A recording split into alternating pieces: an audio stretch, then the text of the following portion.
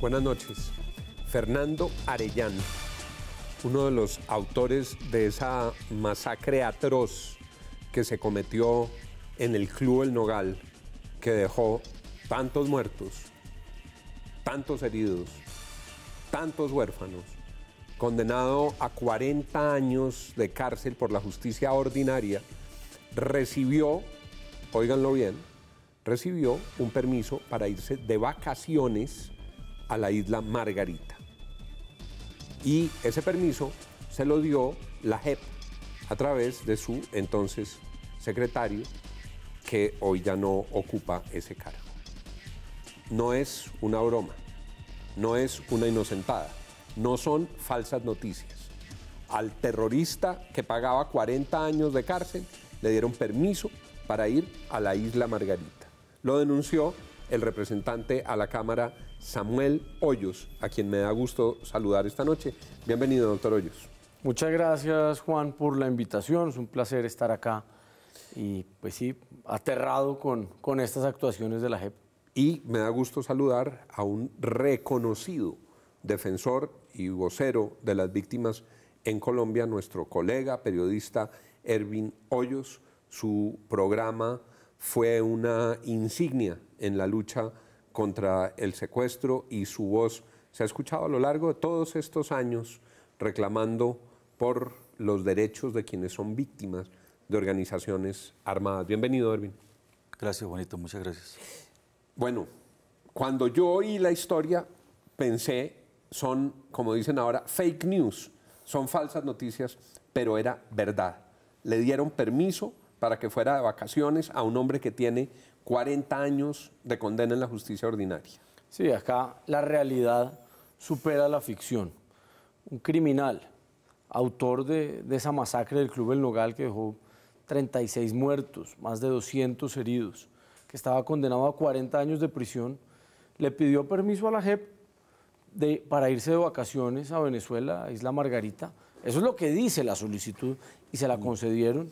¿Qué dice la solicitud, doctor Hoyos? No, solicita, es que es un formato, es decir, es más difícil sacar a un hijo del colegio, claro, que un terrorista de lesa humanidad. ¿Y qué dice? ¿Pido permiso para irme de vacaciones? Es un formato que sacó la JEP. Dice nombre, destino, motivo de viaje, fecha de salida, fecha de regreso, firma, punto.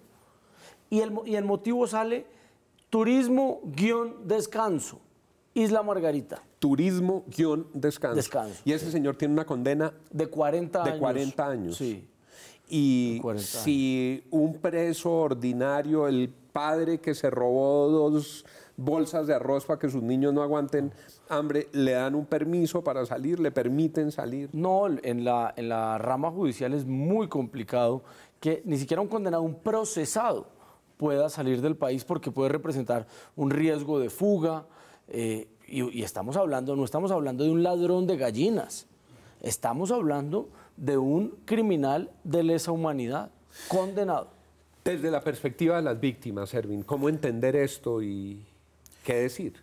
Pues a ver, nosotros desde la Federación de Víctimas de las FARC lo empezamos a advertir, tan pronto empezamos a conocer, por allá en el 2014, todas esas premisas de aplicación de justicia que estaban construyendo en La Habana, y advertimos que esto iba a ocurrir. Dijimos que actores, partícipes, determinadores de crímenes de lesa humanidad iban a andar de turismo, y así lo dijimos, así está anunciado. O sea que no es extraño esto, porque esta JEP es una justicia diseñada para las FARC.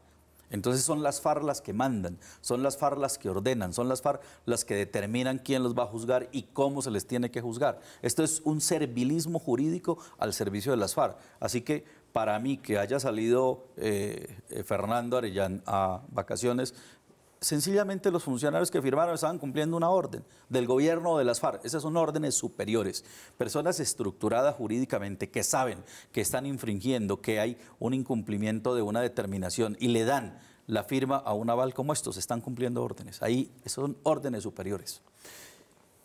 No es solo el caso de Arellano, le entendí a usted, doctor Hoyos. El caso de Arellano no es un caso aislado, hay otros responsables de crímenes de lesa humanidad condenados en la justicia ordinaria que también han tenido autorización para irse de Colombia? Así es, en mi denuncia documento 6 casos, autorizaciones que dio Néstor Raúl Correa cuando no tenía facultades para hacerlo porque ya estaba constituida la Sala de Amnistía e Indulto y era el tribunal competente para revisar y autorizar esas salidas. Pero no solo está el caso de Arellán, está por ejemplo el de Johan Martínez, autor de un atentado en un restaurante en Calarcá, Quindío, y él estaba condenado a 19 años y 5 meses de prisión. Le dan permiso para irse mes y medio a España a actividades culturales. Condenado 19 años, a 19 años y le dan permiso para irse mes y medio a España a actividades culturales. Está el caso de Pastor Alape, yéndose a Ecuador, en teoría a gestiones de paz, hay viajes a Chile, y lo que uno se pregunta es, ¿realmente a qué han salido del país? ¿Con qué recursos? Porque acá no hay plata para reparar a las víctimas, no hay plata para implementar los acuerdos ni el posconflicto. Nos toca sostener a los guerrilleros con los impuestos de los colombianos, pero ellos sí tienen con qué irse de vacaciones. Y yo coincido con el doctor Ervin, esto no es una iniciativa del secretario de la JEP, él simplemente era un firmón, es una orden que viene del gobierno nacional. Pero eso no, ¿eso está aprobado o no? No, pero es que en el acto legislativo se permitió que estos señores salieran del país, ni siquiera les dieron Colombia por cárcel. Pueden salir de Colombia como Pedro por su casa, eso es muy grave. En Venezuela, y ha sido motivo de discusión pública, se le ha dado refugio a comandantes guerrilleros, a terroristas colombianos. De hecho, aún hoy en Venezuela dicen es el territorio de refugio de algunos cabecillas del ELN. ¿Qué pensar del destino de Arellán? El destino de Arellán puede ser que lo haya tomado de vacaciones, o sea, puede ser que lo haya tomado de vacaciones, pero un terrorista como él, en donde están operando el ELN y las FARC activas de Venezuela, porque ahí hay unas FARC activas en Venezuela, el ELN que está secuestrando, tiene más de 100 secuestrados recientemente el ELN en Venezuela. Más de 100 secuestrados. Más de 100 secuestrados en Venezuela. Esta persona que tiene amplios conocimientos de explosivos, que fue el que armó el carro, que estructuró el carro, él recibió una orden del Paisa para montar el atentado al Club El Nogal, pero es el explosivista de las FARC. El señor que se fue de vacaciones a la Isla Margarita fue el que armó... Claro, él fue el que armó el carro con el carro que hizo explotar con Hermínsul, con el hermano. El hermano. Fernando y Hermínsul fueron los que armaron el carro, fueron los que hicieron todo el estudio de factibilidad del atentado, estuvieron en el atentado, utilizaron a John Freddy Arellán, que es el profesor de escuelas que había ahí. ¿Que era hermano de ellos también? Sobrino. Entonces lo utilizaron a él y son tan criminales que sacrifican a su propio sobrino. O sea, sabían que el sobrino estaba allá dentro y explotan el carro. Ellos hicieron explotar el carro. Ellos explotaron el carro. O sea, la causa de esas muertes fue la explosión del carro que ellos armaron. Y ese fue el señor al que le dieron... Y este es Fernando Arellán, que fue el que le faltaba todavía mucho tiempo. No, muchísimos años. Ahora hay que decirle alias el turista. Sí, alias el turista es en Isla Margarita, que además allá están acudiendo hacia Isla Margarita. A mí me da mucha sospecha, porque fíjese que por Isla Margarita están saliendo los aviones cargados de droga en la misma ruta que enviaba Santrich, que fue capturado. Esa misma ruta es la que utilizan las redes de narcotráfico. ¿Esa es la misma ruta? Es la misma ruta. Las dos pistas que tienen, una en el Zulia. ¿Eso es cómo se llama? ¿Nueva Esparta? Sí, una en el Zulia, otra en el estado de Apure, hacen escala en Isla Margarita y de ahí los aviones para donde ellos quieran. Aruba, Curazao. Sí. Usted es miembro de la Comisión Primera y un estudioso del derecho. Desde la perspectiva de la Corte Penal Internacional, yo creo que no hay un antecedente de crímenes, de criminales de lesa humanidad que tengan días recreativos durante su periodo de sentencia. ¿Qué efecto puede tener esto? ¿Usted cree, más allá, digamos, de la indignación nacional por el episodio, usted cree que esto puede afectar la sostenibilidad del acuerdo ante la Corte Penal Internacional? Pues yo sí creo, doctor Juan, porque efectivamente la competencia de la Corte se activa cuando en el país no hay aplicación de justicia proporcional con los crímenes cometidos. Y esto es absolutamente desproporcional. Acá no hay justicia, esto es una simulación de justicia que no solo no está garantizando el derecho de las víctimas a la verdad, a la reparación y a la no repetición, sino que los están sometiendo a una nueva humillación. Esto es una revictimización y esto podría activar la competencia de la Corte Penal Internacional e ir tras estos criminales. Yo creo que si ellos siguen actuando de esta manera, si la JEP y el gobierno siguen garantizándole a los victimarios de las FARC la posibilidad de salir del país, de hacer lo que quiera, sin contribuir a la verdad, a la reparación, pues es posible que eso suceda. Nosotros desde la Federación de Víctimas, Juan, estamos documentando todos estos casos, aprovechando la denuncia que hizo el doctor Samuel. ¿Por qué? Porque todos estos casos presentados a futuro ante la Corte Penal Internacional vamos a demostrar que había una justicia diseñada, premeditada, para que no se aplicara justicia. O sea, un simulacro de justicia. Por lo tanto, un criminal de lesa humanidad que sale en un permiso autorizado por la JEP, porque es que él no salió clandestinamente, la JEP no puede decir, no sabíamos, lo hizo por su propia cuenta. Él no se fue a escondidas. Él lo hizo correctamente, fíjese. Él lo hizo correctamente. Él se fue con una autorización. Con una autorización, salió. Son ellos los que están infringiendo esa privación de libertad, que es una privación, entre comillas, preventiva dentro del país mientras se juzga. Él se ha podido escapar. Ha podido no regresar. Aparentemente volvió.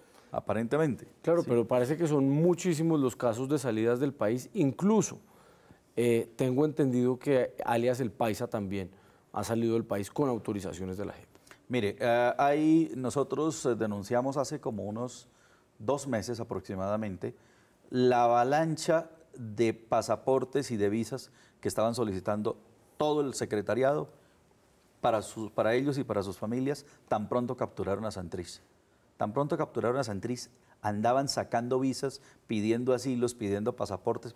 ¿Por qué? Si no lo podían hacer, si no lo pueden hacer. ¿Quién está acolitando eso en el alto gobierno? ¿Quién está facilitando que una persona en miras de ir a la justicia saque un pasaporte? Escuché voces en todo el espectro político de indignación, de rechazo. ¿Qué sigue en las instancias legales? Pues primero la solicitud que hice al procurador de abrir una investigación disciplinaria contra el exsecretario de la Jurisdicción Especial de Paz, para ver si se extralimitó en sus funciones, si incurrió o no en un prevaricato, pero no solo a él. Los magistrados que conocían de dichas actuaciones y que el secretario estaba usurpando las funciones jurisdiccionales que la ley les otorga a ellos y no dijeron nada, pues omitieron su deber de denuncia y también deben ser investigados. Pero el comunicado de la JEP muestra que ellos están en desacuerdo. Sí, pero que sabían y que no hicieron nada. Lo único que hicieron ante ese hecho fue reglamentar las salidas del país. Pero el comunicado es clarísimo diciendo, efectivamente en abril conocimos de estas actuaciones. Ahora, tampoco han dicho que van a cancelar las nuevas autorizaciones. Sacan una nueva reglamentación que es un poco más exigente, por lo menos tienen que decir la dirección donde se va a ir de paseo el criminal, pero sigue siendo muy laxa y yo creo que criminales o personas procesadas por delitos atroces o condenadas por delitos atroces, hasta tanto no hayan surtido un proceso en la justicia transicional, no deben tener la restricción para abandonar el país. Y desde la perspectiva de las víctimas, Ervin, ¿qué sigue? Desde la perspectiva nuestra, nosotros estamos emprendiendo acciones jurídicas individuales hacia ellos. ¿Por qué? Porque ellos, primero, no han cumplido y segundo, incumplieron ya los acuerdos. Ellos tienen delitos recientes, delitos que son posteriores a los acuerdos y que le estamos aportando todas esas pruebas a la Fiscalía General de la Nación. Van a venir acciones, de hecho, muy contundentes porque solo es demostrar que siguen delinquiendo. Posterior a los acuerdos, al igual que Santrich, los demás siguen delinquiendo todos. Es que aquí no hay una sola excepción de alguno que no haya delinquido posteriormente. Y le digo el primer delito. Firmaron los acuerdos y entregaron una lista de las personas que se iban a desmovilizar e incluyeron 262 narcotraficantes.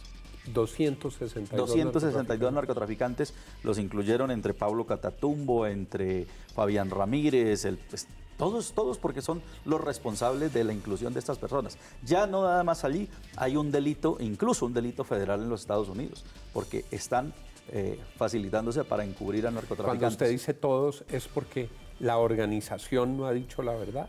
Claro, ellos primero diseñaron un esquema para incluir narcotraficantes en reemplazo de guerrilleros.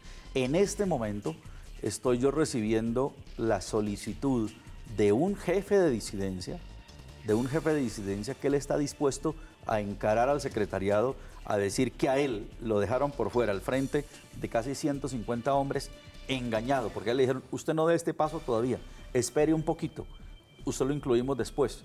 Y resulta que en vez de incluirlo a él con sus hombres, incluyeron una lista de narcotraficantes que los incluyó Pablo Catatumbo. Grave denuncia que tendremos oportunidad de ampliar porque hoy se nos ha agotado el tiempo deplorablemente, al punto pasa muy rápido. Yo les agradezco mucho a nuestros invitados. Erwin, muchas gracias. Muchas gracias. Samuel, muchas gracias. A usted, doctor. Y a ustedes, muchas gracias por habernos acompañado en nuestro programa de hoy a partir de esta escandalosa denuncia. Sigan con Red Más Noticias.